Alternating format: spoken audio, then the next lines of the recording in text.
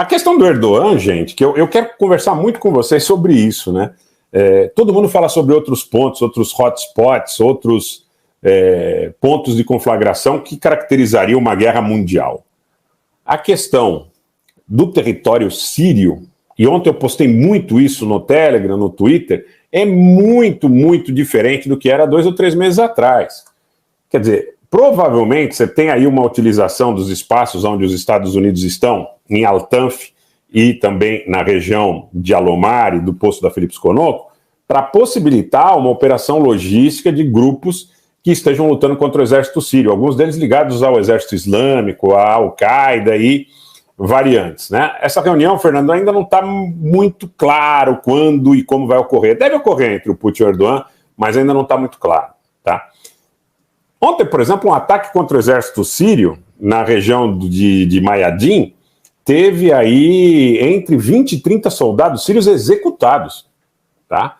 Hoje, aí uma incursão já na região de Idlib, mais a noroeste, né, onde estão os turcos e os aliados dos turcos, também houve um ataque, uma emboscada contra tropas sírias, com um oficial sírio morto e outro ferido. Em Latakia, de novo, grupos ligados aos turcos promoveram outro ataque contra o exército sírio, também com mortos e feridos.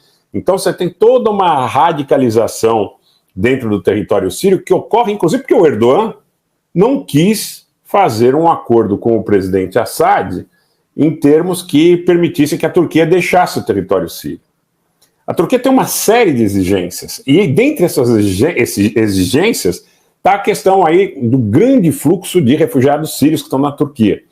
A Turquia, de alguma forma, tenta receber vantagens dos dois lados, então ela tenta, de alguma forma, obter vantagem das Nações Unidas, de países que, de alguma forma, bancam a presença desses refugiados ali, e também, de alguma forma, chantageia os europeus, no sentido de dizer que não vai permitir que esses refugiados cheguem ao continente europeu, tá?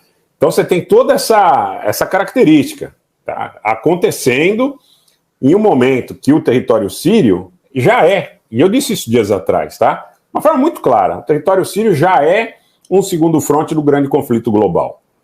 Esses dias vocês viram também que o Líbano teve choques ali quando uma carga do Hezbollah caiu numa região de maioria cristã, controlada por partidos que são oposição ao Hezbollah, houve tiroteio, então um membro desse grupo que atirou contra o caminhão do Hezbollah foi morto e um militante do Hezbollah também foi morto, tá?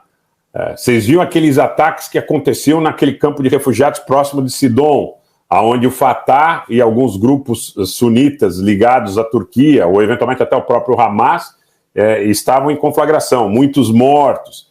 Então, por que isso acontece? Por que esse é o segundo fronte? Porque é a boca do Mediterrâneo.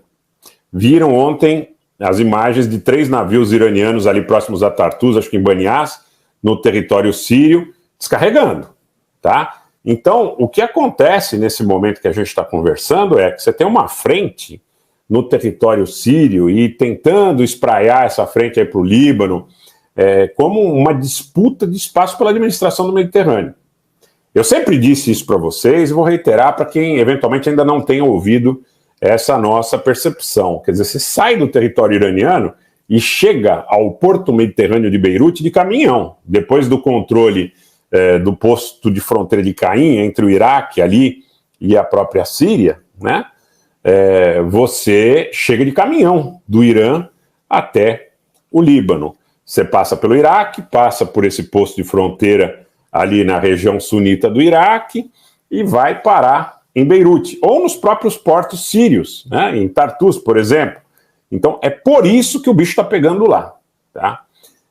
A Turquia quer uma série de vantagens e que o presidente Assad não está disposto a dar, não é?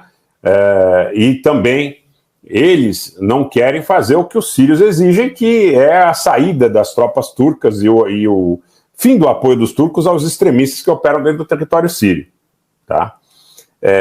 Eu vejo que nesse contexto que a gente vive, a gente já tem um segundo fronte. Agora, nem sempre é fácil fazer aquele encadeamento, né? A Rússia, que tem relações com Israel, com Netanyahu, é, de alguma forma, aquela que defende a integridade do território sírio e até mesmo o presidente Bashar de ataques de Israel e da própria Turquia, com a qual a Rússia também tem relações relativamente estáveis. Então esse jogo não é ainda um jogo onde a gente consiga fazer aquele encadeamento.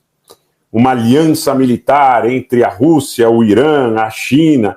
Eu ainda não vejo a coisa dessa forma. Eu acho que esse é o ponto que precisa ser bastante remarcado.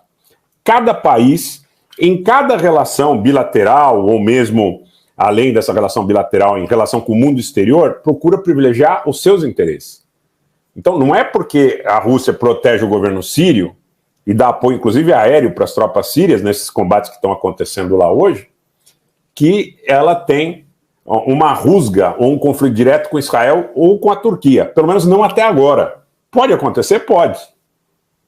Porque a gente vai ter momentos decisivos, inclusive em relação à própria questão da integração do Irã com a Rússia, por intermédio de ferrovias ou rodovias que não precisar passar pelo Cáucaso.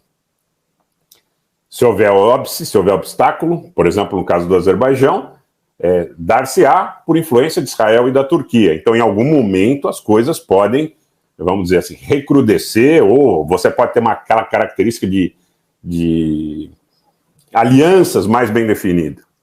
Mas em cada situação, você tem o interesse precípuo dos países envolvidos nessa relação direta em defesa dos seus interesses. Por mais meu amigo que você seja, eu, em primeiro lugar, defendo o meu interesse. É essa a relação geopolítica entre os países.